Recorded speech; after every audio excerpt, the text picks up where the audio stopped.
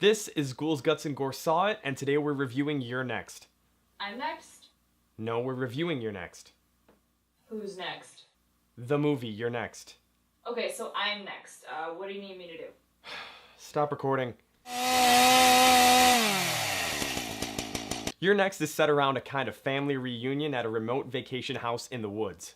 The woods, where people die. There are 10 main characters altogether. There's the dad and mom, that's Paul and Aubrey. There are 3 sons and 1 daughter, who each bring a significant other to the house. The main characters we kind of start with are Crispin and his lovely girlfriend Erin. She becomes the badass star of the film later on. Shit kind of starts to hit the fan when they're at the dinner table. One of the brothers, Drake, gets into an argument with Crispin, and we get our first kill scene. There's an arrow that comes through the window, and we're introduced to the killers wearing animal masks. I loved this movie. It's the most fun I've had with a cat and mouse type invasion thriller since Cabin in the Woods.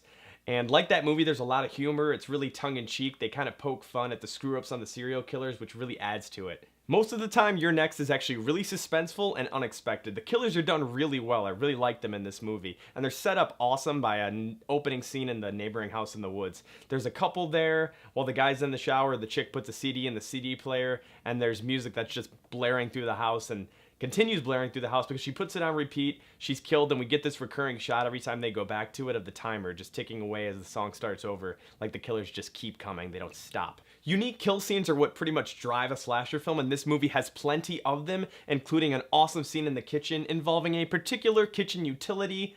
I loved this kill. There's some other great ones as well, but that one is worth seeing this movie for alone. The characters are actually pretty likable for a horror film. They actually play off one another really well. They don't do anything that's really stupid that takes you out of the movie like some other ones.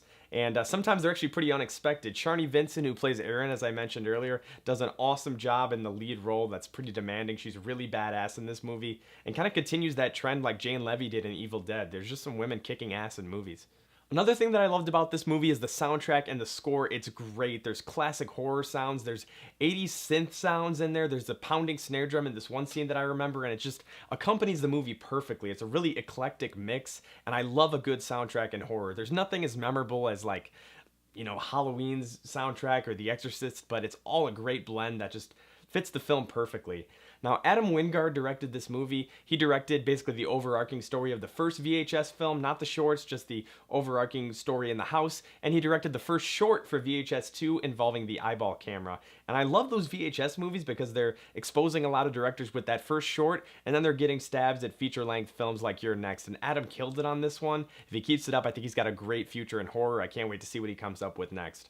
Overall, I really don't have anything bad to say about this movie. It was definitely one of my favorite mainstream horror films of the year so far, and 2013's been really great to us. We had Evil Dead, The Conjuring was great, Insidious 2 is coming out soon. I have high hopes for that. The Lords of Salem had mixed reviews, but I love that movie as well. 2013 has been a great year for horror. Your Next continues that. Go see it in theaters. Support good horror when it is in theaters. This movie is well done. You'll laugh. You'll be creeped out. The killers are interesting. It's directed well. The soundtrack is awesome. There's some great twists and turns in there. It's got a badass female main character. It's a great, great movie. I give it an A.